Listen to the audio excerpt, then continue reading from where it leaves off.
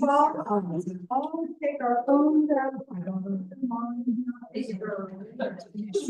I'm just saying. Thank you for coming again. I celebrate National Library Week. We're thrilled that you're here. And the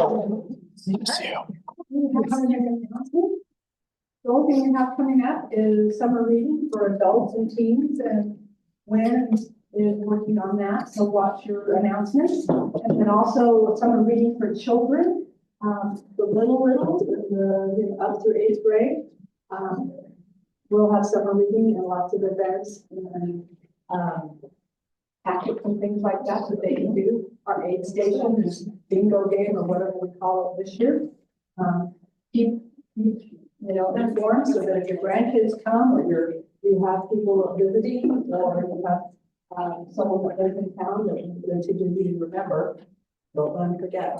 And then at the end of May, LCSA has the kickoff coming up also for summer reading for the children. So we'll get all that information to you.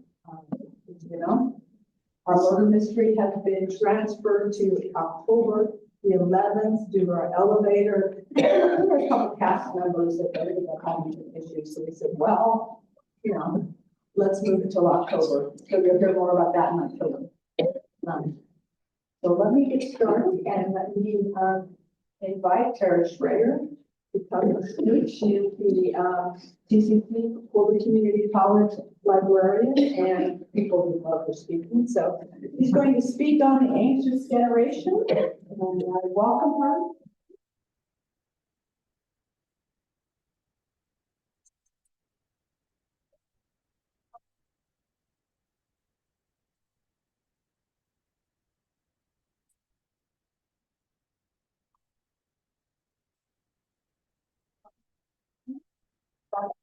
Yeah. Okay.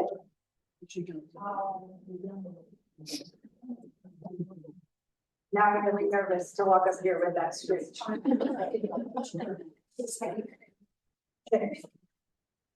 Good afternoon. So some of you may be delighted or dismayed to know that this year I decided not to do a book about someone getting murdered. So the book I'm going to talk about today that I read is called The Anxious Generation: How the Great Rewiring of Childhood is Causing an Epidemic of Mental Illness, and it's by Jonathan Haidt. So a little bit about him, according to his website, which is jonathanhaidt.com.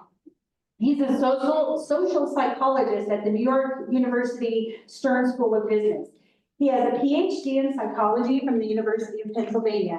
And in the short bio that he gives on his website, he states that he, quote, examines the intuitive foundations of morality and how morality varies across cultural and political divisions. He's the author of several titles that I'm sure many of us have read. Some of them include The Happiness Hypothesis, which was published in 2006, the New York Times bestseller, The Righteous Mind, which was published in 2010, The Coddling of the American Mind in 2018. He's given numerous TED Talks, and in 2019, he was inducted into the American Academy of Arts and Sciences. One thing I want to tell you about this book, it was published in 2024. He began doing research on this book and gathering the information and the studies in 2018, which is important because that was all before what we all know to be COVID. So one thing I want to say, can I move this? Yeah, thank you. Okay. I like to walk around, I don't want to knock it over, that would be embarrassing. So I just want to tell you, this book I read, and as a parent, parts of this book really scared me. Parts of it made me feel like a bad parent, especially thinking about my husband and I, we have 3 kids. Our oldest is married and we have 2 grandbabies, and our youngest is in middle school. So parts of it made me feel like a bad parent. Parts of it made me feel like a good parent, thinking, well, at least we don't do that. And parts of it made me mad. So First thing I want to ask you, do any of you know what the digital age of adulthood is? The digital age of adulthood, when the internet says you are an adult in their eyes. 13. If I had candy, I'd throw it at you like I do with my students, but I don't. So, 13, okay? The digital age for adulthood right now is 13. So keep that in mind.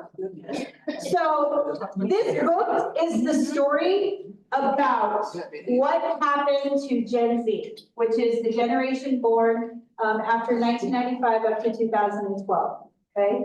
So most of you are parents, so let's play pretend. The book starts out with this story. Your child comes home. I'll use my son in retrospect or as an example. He comes home and says, "Mom, Dad, guess what? I signed up for this really awesome thing, and I'm going to Mars. I'm going to go live on Mars. It's going to be so great. All they said that we had to do was sign up, and we're going to get to go. And I can't wait. It's going to be exciting." My husband and I are going, "Wait a minute. Okay, let's think about this. How are you going to get there? How long are you going to be there? Is life sustainable on Mars? What happens if you don't like it and you want to come back?" And we talk and say, "Yeah, I don't think so. You're not going to Mars." And then he comes to me and said, "Oh no, I don't need your permission. All I had to do was sign up. I don't have to have your permission. I signed up and I'm going to go." Keep that analogy in mind when we're talking about social media and our kids. So part one of this book, and it's divided up, and preface two, there is so much information in this book that I can only give you part of it, and because I really tried this year to keep it at 30 minutes, because I don't want to bore you when I know you walk the miles. It begins with stories about parents and their helplessness and frustration in the change in their children after the acquisition of smartphones. There's stories of constant conflict, stories of losing their children to apps like Instagram for girls and online gaming and video games for boys. And so one story at the beginning talks about a mother in Boston told me about the efforts that she and her husband had made to keep their 14-year-old daughter, Emily, away from Instagram.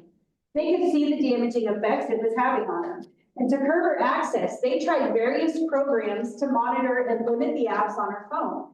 However, family life devolved into a constant struggle in which Emily eventually found ways around the restrictions. In one distressing episode, she got into her mother's phone, disabled the monitoring software, and threatened to kill herself if her parents reinstall it. Her parents told me it feels like the only way to remove social media and the smartphone from her life is to move to a deserted island. She attended summer camp for 6 weeks each summer where no phones were permitted, no electronics at all. Whenever we picked her up from camp, she was her normal self. But as soon as she started using her phone again, it was back to the same agitation and glumness. So in the early 2000s, we think back, there was really very little sign that the author gives about the upcoming mental illness in teens. There was a very abrupt change about 2010. There were multiple causes, we all know this, there's multiple causes to mental illness, and he talks about it. It can be genetics, it can be trauma, it can be childhood experiences, sociological factors, to name just a few of them. The author really is focusing in this book on that Gen Z generation and the mental illnesses that happened globally from 2010 to 2013 or 2015. He has so much information in here. There are graphs that he gives showing the rises in suicide rates for adolescents from 2010 to 2015. Boys saw an almost 100% increase in suicide rates at that time, and girls saw about 145% increase. The depression instances increased as well in graphs he showed, but this showed girls having 150% increase in that time frame of cases of anxiety and depression, and boys saw increases as well. So we have these teens in this time frame that had these mental illnesses, depression, anxiety, and it didn't stop once they had exited high school, and that I can speak to personally. Just because kids have this and they get that diploma and you say, congratulations, way to go, go with God, see you later. They come to us and they still have that. And in many cases, it's worse upon entering college. There's a whole new set of distressors that go with that. So with heightened cases of all of this came heightened cases in ER visits because of trying to self-harm or suicide attempts. And the trend was not only in America, it came across globally from Canada to the UK, Australia, the Nordic states. All of the nations that you see prevalent smartphone usage had the same dramatic increases in boys relating to the decline in their mental health. And the only commonality that the author could find in all of his studies and everyone that he had researched this was one thing. And I left mine over there, but it's your phone. It was smartphones. So a little bit about them that he talks about in here. So way back in the 1900s,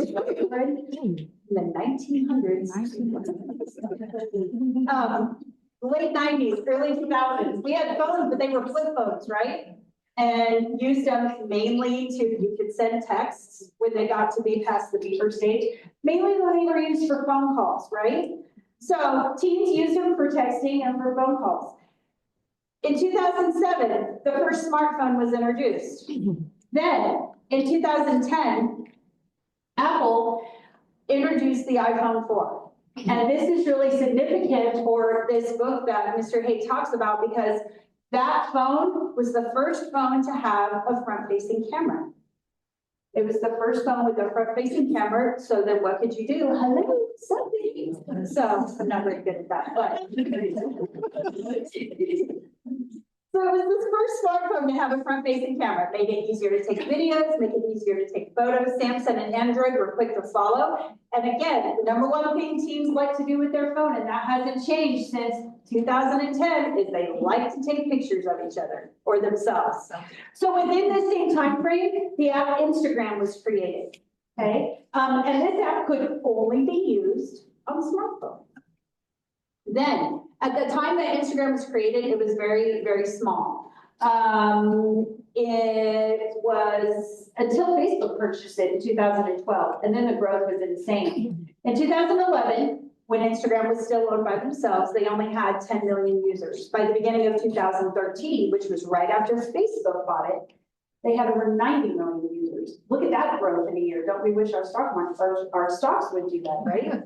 So, at this point in time, so we have apps like Instagram, we have social media, we have the new technology with cameras and smartphones. One of the things that they also had with them were the filters. And that's going to be important here and some other things that I talk about because what you saw with the filters, that's where the likes all began as well, which we're going to talk about here in just a minute. So you both, at that point in time is when they doing data, Mr. Haight said that he saw a lot more time being spent in what he calls the virtual world. So he gathered information and there was a report done in 2015 by Common Sense. And they found that teens that had a social media account, now this was in 2015, spent 2 hours a day on social media, and that teens overall spent nearly 7 hours a day of leisure time on screen media. Now that figure does not include the time that they spend at school on homework and the time that they spend doing schoolwork at home. Okay, screen time, they were meaning screen media. They were meaning watching videos, Netflix, YouTube, social media. In 2015, then another group, the Pew Report, I think everyone's pretty familiar or heard of the Pew Report. They did the same report. They just worded theirs slightly differently, but their report backed up the same thing Common Sense said. 1 in 4 teens, according to the Pew Report in 2015, reported being online almost constantly, 25%. They did that poll, the Pew Report did that poll again in 2022, and they found the number had almost doubled to 46. So the author feels there's a big correlation between these numbers and that abrupt rise or collapse, however you want to look at it, in mental health in teens and boys. So it was really interesting. He spends time talking about which areas of social media boys and girls went. Girls went more toward the social media apps. They went to Instagram. They went to Facebook, those social medias. The boys went the other direction. They went into video games. They went into multiplayer online games like Fortnite. And one of the things that they went into also was pornography. With the social apps and girls with that, this is when you also started to see a rise in things like fat shaming or body shaming or face shaming. This is when you started to see a big rise in cyberbullying as well, is during this time frame. So what did that do to the presence of our kids? And I think we can all think about that. We're gonna think about social gatherings now and younger generations. They're there, but they're not, right? Because they're always here, right? Yeah. Okay. So he presented this information publicly. He goes around and he's talked, and he's always got people who say, yeah, well, yeah, that's true, but that generation lived through 9/11. That generation had to deal with the war in Iraq, with the war in Afghanistan. That generation was alive and had to deal with the blowback from a global recession. They had to deal with the trauma of national school shootings. And he says, yeah, those tragedies happened. They absolutely did. But the timing of the majority of those events was before 2007, which is when the first smartphone was invented. So he feels that those traumas, those things that happened would have affected, what is it, the millennials, 1981 to 1995? Am I right there? Okay, yeah, not Gen Z, okay? He could not explain, and all of the research he did, there was only one commonality he could find for this decline in mental health of our teens, and that was social media and smartphones. So there's a little bit of backstory. He talks about what he calls the rewiring of childhood and that it actually began in the 80s. And I can absolutely agree with this. And if any of you were parents of kids, people my age, I don't mean to offend you, but. So in the 1980s, for some reason, and I can speak to this personally, it's when it began. And I don't remember exactly what happened, why, but parents became scared to let their kids go do things by themselves. And I can speak to this personally. I was not allowed to go to the park, which was 3 blocks away from my house, until I was 16. Because my mother would tell me, no, you cannot go to the park. Someone could be hiding behind a tree and they would kidnap you and we'd never see you again. Or some man behind a tree and he'd take you and he'd rape you. 16, I was not allowed to go to school, to go by myself. And there's a story that he talks about in here that goes right with this. Hold on. So I was talking about being in the 90s, but this happened in 2014. South Carolina's single mom, Deborah Harrell, worked her shifts at McDonald's, and she brought along her daughter, who was on vacation from school. Regina, age 9, spent the time playing on a laptop. But when the laptop was stolen from their home, Regina begged her mom to let her play at the neighbor's popular sprinkler park instead. She'd be surrounded by friends and many of their parents. It felt safe. It felt like summer. So Deborah said yes. But on Regina's 3rd day of fun in the sun, a woman at the park asked her where her mom was. When she said, working, the woman called 911. The police charged Deborah with child abandonment, which carries up to a 10-year sentence, and threw her in jail. Regina was taken away from her mom for 17 days. So that just kind of correlates this. In the 90s, it kind of became scary for parents to allow their children to go out unsupervised. So play dates became the norm. I can remember that when our oldest daughter was a child. We called them play dates. So he feels, though, the author feels that there has to be some sort of a degree of free play, which is unsupervised and freely chosen by children. He feels that this kind of play carries a little bit of a degree of risk with it, but that it is necessary, and he talks about it in the book. He says play with some degree of physical risk is essential because it teaches children how to look after themselves and each other. Children can only learn how not to get hurt in situations where it is possible to get hurt, such as wrestling with a friend, having a pretend sword fight, Negotiating with another child to play on the seesaw, knowing that there may be a chance for there to be a failed negotiation, and you may end up with pain in your posterior and being embarrassed. She says when parents, teachers, and coaches get involved, play becomes less free, less playful, and less beneficial. Adults usually can't stop themselves from directing and protecting.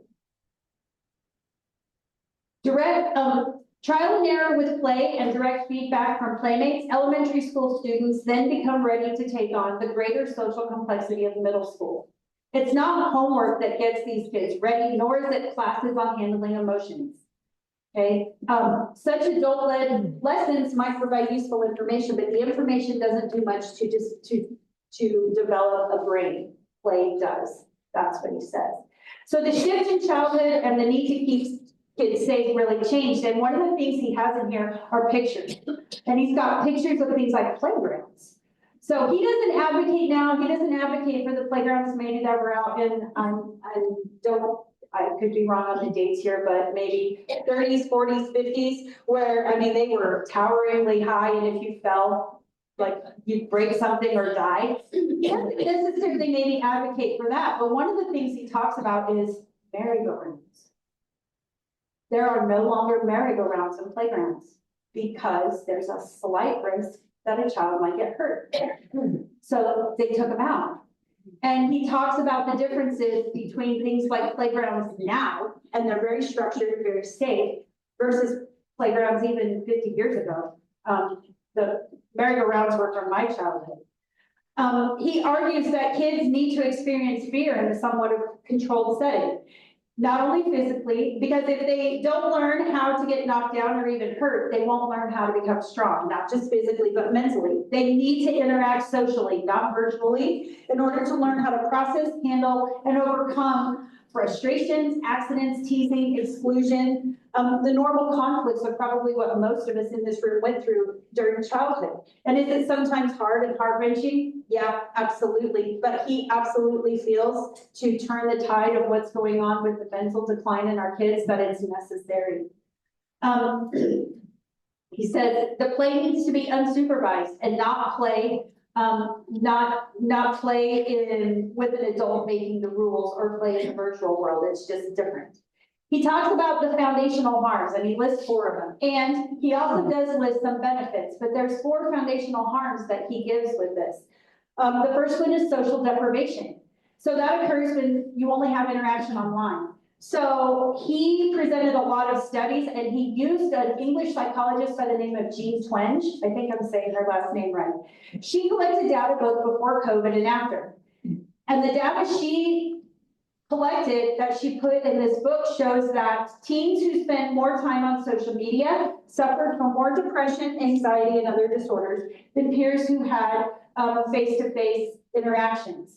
The healthiest interaction, she said, for teens, and honestly for anyone, is face-to-face, whether it's team sports, whether it's a religious group, like a youth group, whether it's community groups like 4-H. Those face-to-face interactions are better than virtual reactions for our kids. The second deprivation that he talked about was sleep deprivation, which we all know this.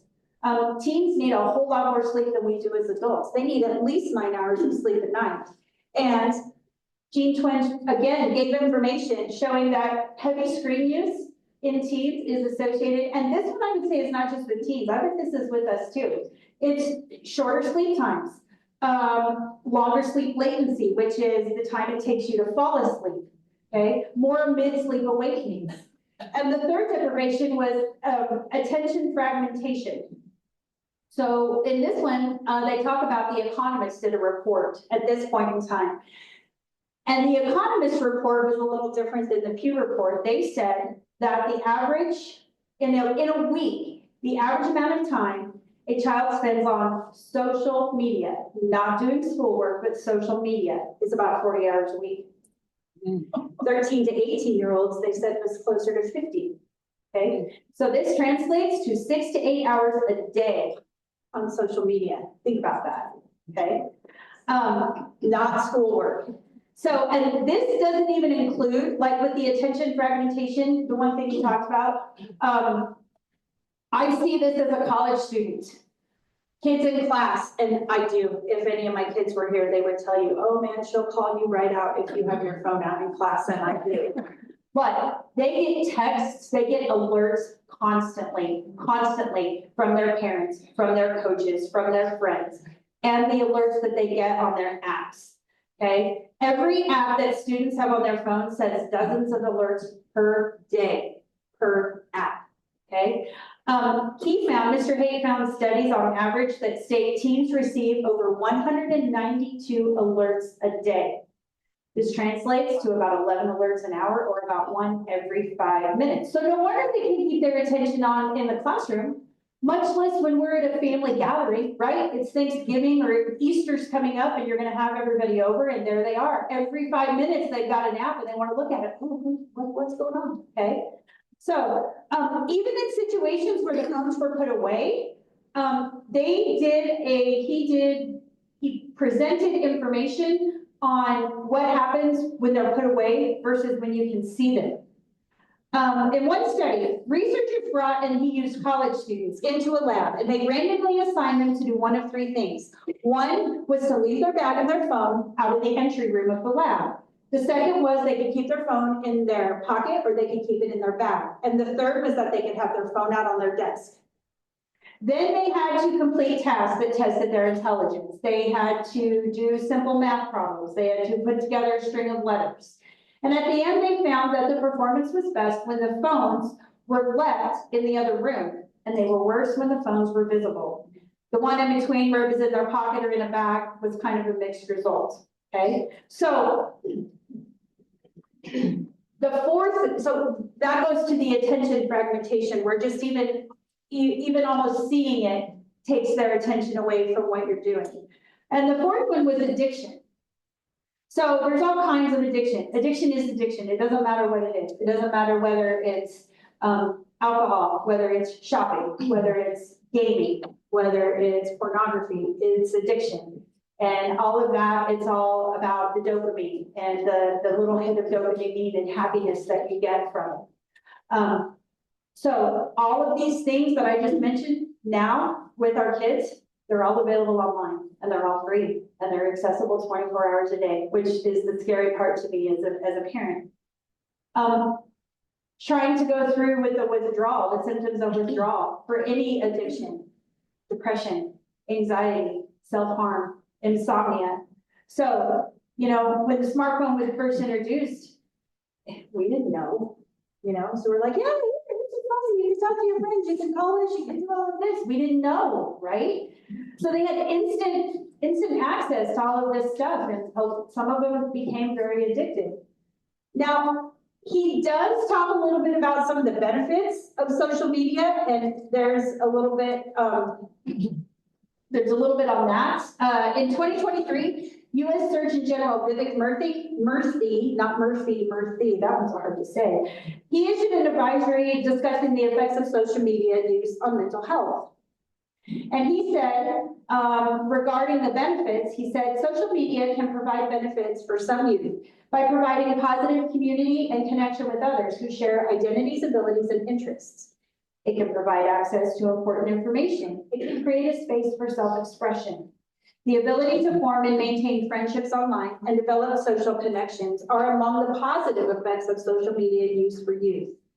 These relationships can afford opportunities to have positive interactions with more diverse peer groups that are available to them offline, and can provide important social support to youth.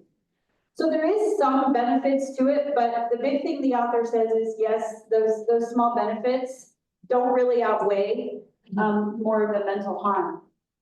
The next thing that he talks about with this, and this is the part that made me mad when I was reading this book, he talks about the big tech companies and who they are. And this is a direct quote.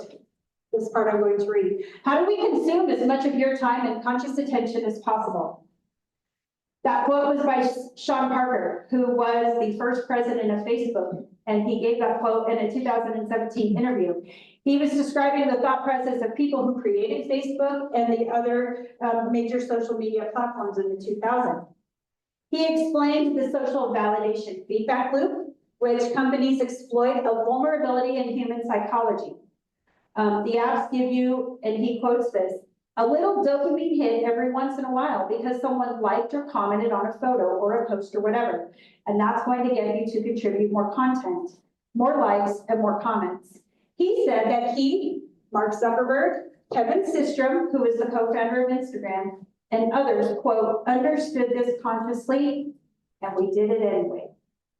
He also said, and this is a direct quote, God only knows what it's doing to our children's brains. So they knew, they know. I mean, they're still doing it, they know. And this is where, thinking about this, I asked you about the digital age of adulthood on the internet. 13, and there are no restrictions, there are no verifications on that right now. None. My son, we were talking about this, my husband and my son and I last night at supper. And he was like, well, yeah, Mom, all you gotta do is put in a birth date that's before your birthday, and you can sign up to get anything, to get on any of those apps. So there were different, and there's so much information in this, and you really should read the book because there's so much that I don't have time to talk about all of it. But he talks about the ways social media affected girls and boys differently. So for girls, definitely there was higher rates of depression. The one thing that they saw, and this goes back to the filters, I was talking about the filters and the body shaming, fat shaming, cyberbullying. The studies that he did found that social media in girls is more of a cause of that depression and anxiety than a correlation because of the cyberbullying, because of the comparisons, rating photos, comparing lives.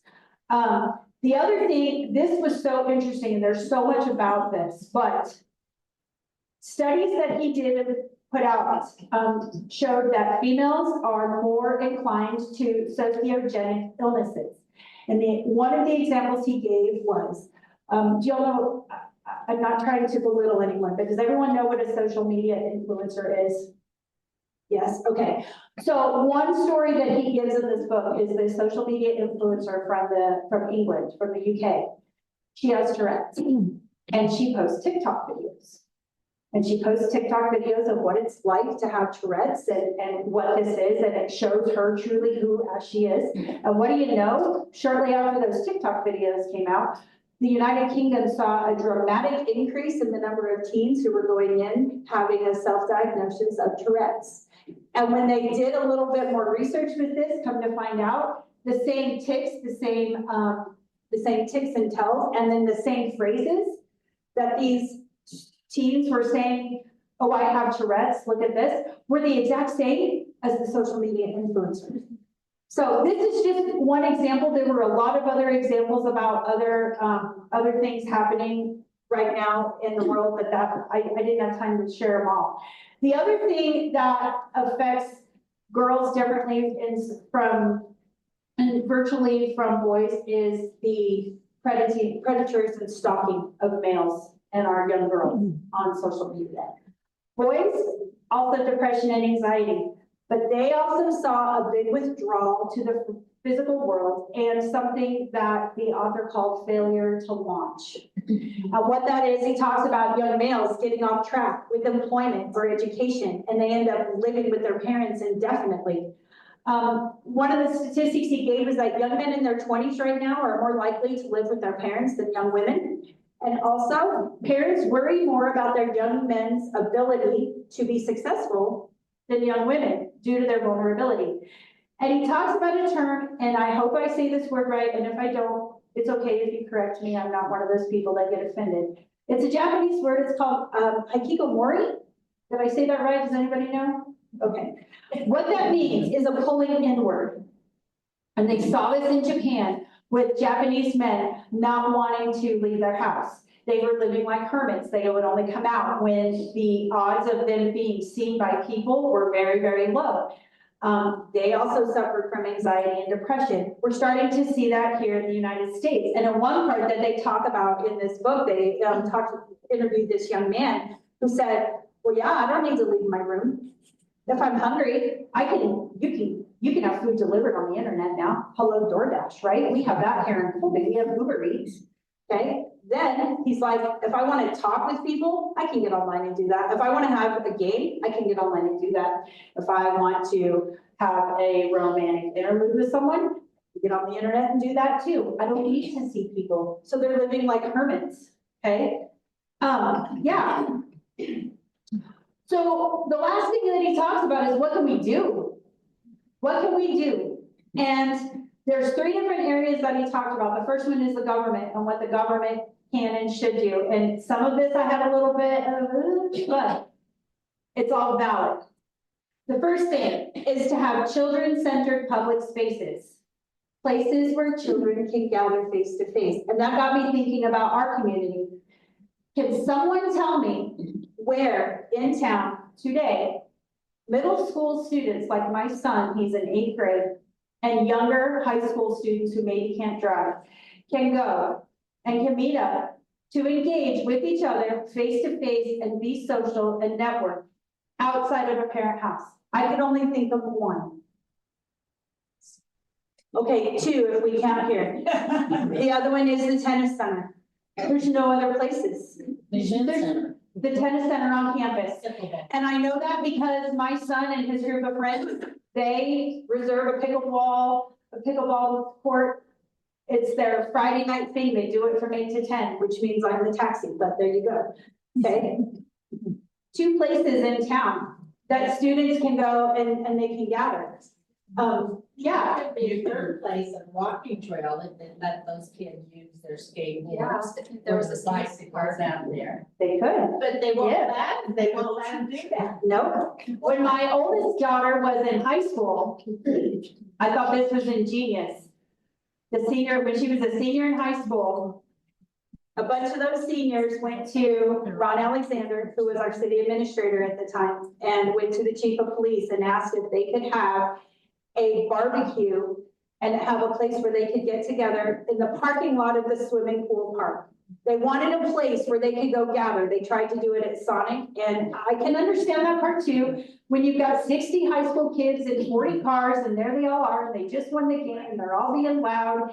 Not everybody wants that. I can understand that part too a little bit, but they wanted a place where they could gather. They wanted a place to get together. Without their parents. Without their parents, and we're gonna talk about that here in just a minute, okay?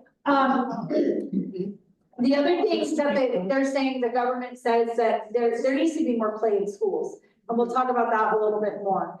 The government also said that maybe vocational education, they need to have some apprenticeships for kids who maybe don't want to go to college. Maybe they want a gap year. Maybe that will help with failure to launch. The other thing that they talked about is the tech ed companies need to have, some restrictions, and they need to get more vigilant on that online age. And the tech companies are actually for it.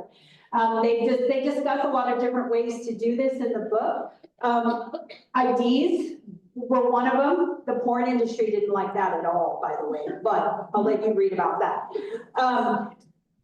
So the other one was blockchains or biometrics, like things you use to go through the airport would be things that they could do. But the tech companies understand there's a problem. They do. And they are actually on board, which I thought was good. So then they talk about schools and what could happen. And the first thing that the author feels needs to happen is the schools need to be phone free. Not just during class time, but a complete ban. He says they could be put into a dedicated locker or put into a pouch. I see now, and this was published in 2024, and I mean, I can tell you as a parent, having a child still in Colby Public Schools, they are making steps.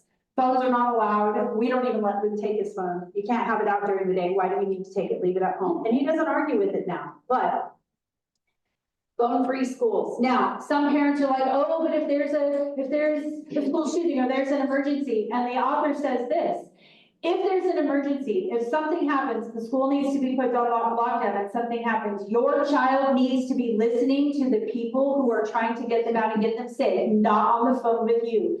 They will be less safe if they're doing that and not following what the people trying to get them out are trying to tell them, okay? The other thing that they talked about is there needs to be unstructured play. He feels very strongly, and this used to be a thing.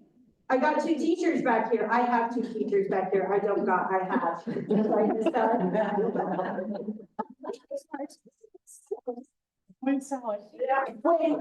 so she taught my oldest daughter.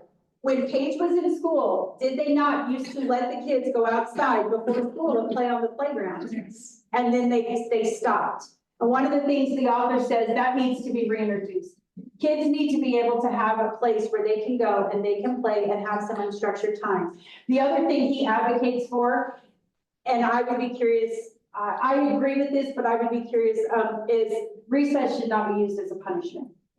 They should be outside, they should be allowed to go outside. And as a kid, as a mother of a son, who, he needs to go outside. That boy needs to go outside and he needs to play football with his buddies, and I'll deal with the holy clothes, but he needs to go outside.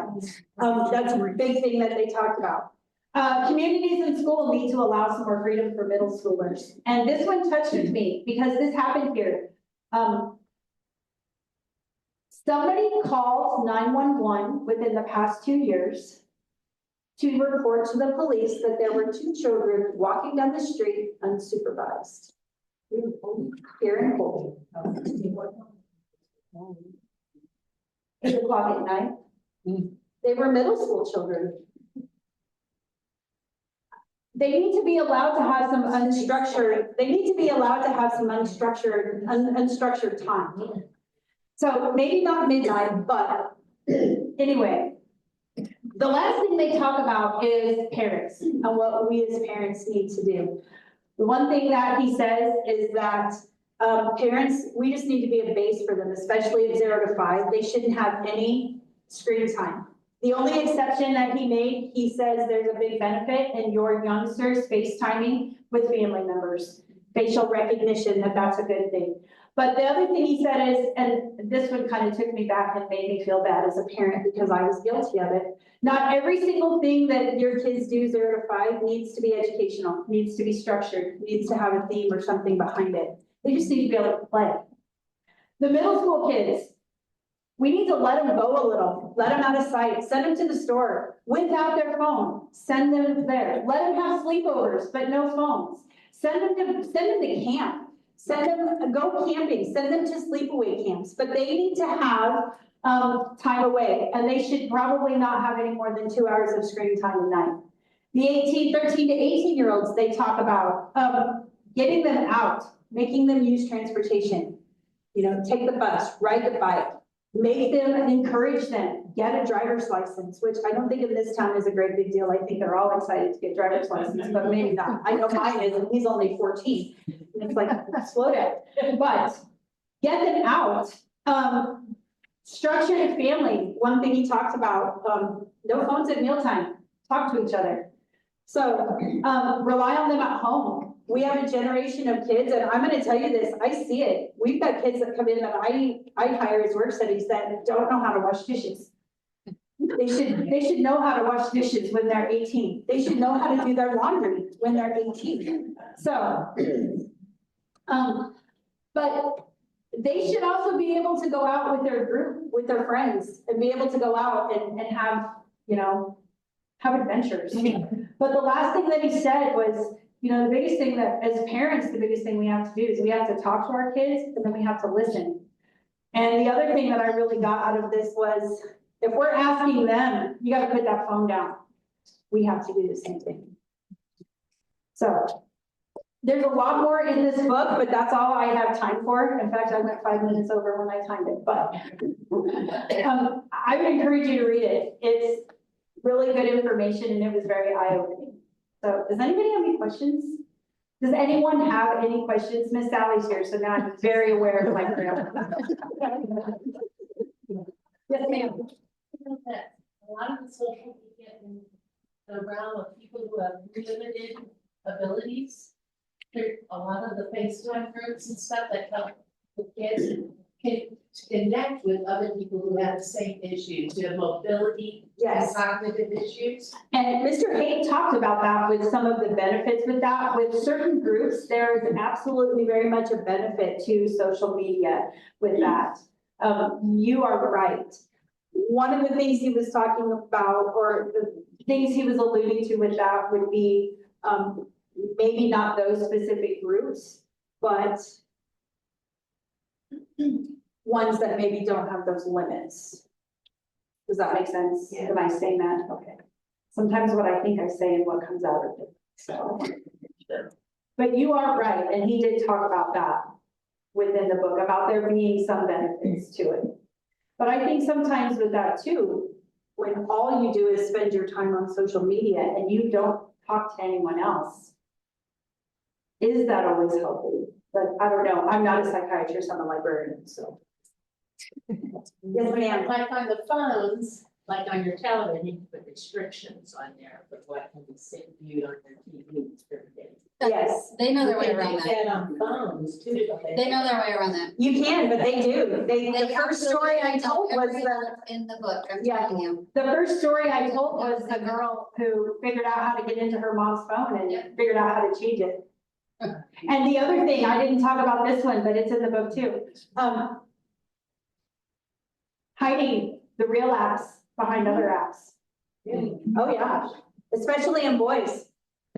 You can get a Pornhub account, and it doesn't, you can do a Pornhub account, all you have to have is a fake ID. There's nothing that says, show me you are the age, show me you're over 18. There's nothing. And then there are ways, and I'm gonna be honest with you fully, I don't know how to do it, but they'll hide those apps behind other apps. So you look at your child's phone. Oh, this is one part that I grabbed Luke's phone and I was like, okay, what's this? What's this? What's this? She's like, Mom. And I'm like, but yeah, they talk about that in the book too, how they hide it. Yes, ma'am. Does he talk about chat GPT and students using it to cheat? Yes, he talks about AI stuff. Like I said, there was so much in here. I didn't even know, like, when I first did this, it was almost an hour long and I went, oh, these people, well, I can't do that. So I had to cut a bunch, but they talk about AI. He talks about some of the social phenomenon that is happening with, an example talking about, I know there was a community locally to us here a few years ago, had an issue with students identifying as cats.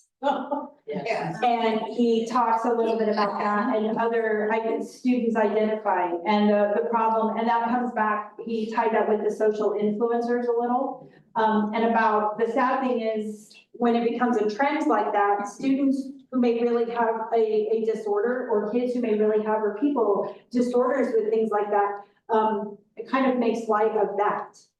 Of the people who truly may have this disorder versus ones that just are like, oh, I want to be a cat today. So, but yes, they do talk about the artificial intelligence and AI a little bit. And as a teacher, it's a problem with cheating. Oh, you have. Yeah, we were just talking about this with our English department because I teach an English class and what to do. And What do you do? well, it's almost to the point to where you almost just want to make them say, hey, here's your pencil, here's your paper, this is what we're doing. So, yeah. But then you have to teach. It's true. I don't know what the answer is. So, and half of education right now, AI is a really cool tool. But the other half, not so much.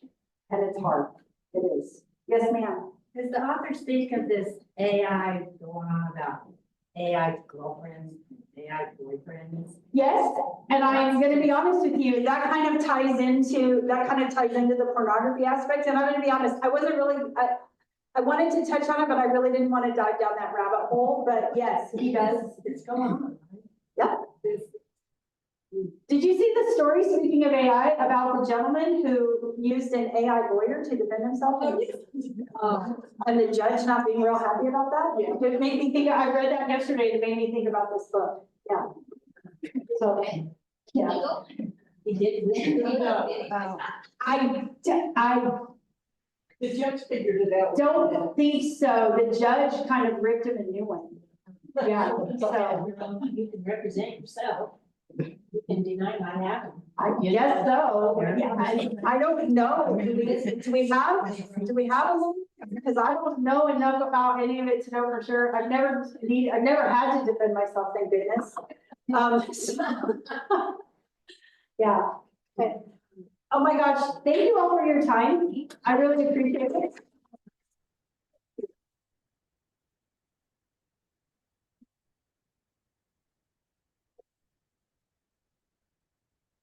Oh, thank you. I'm almost out, so I appreciate that.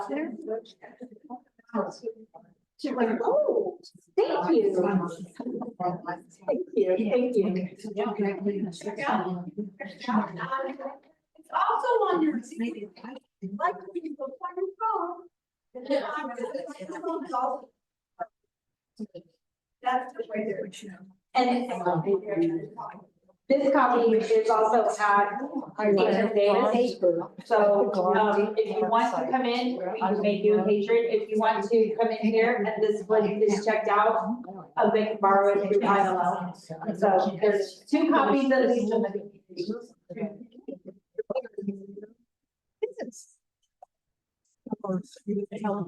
Inside.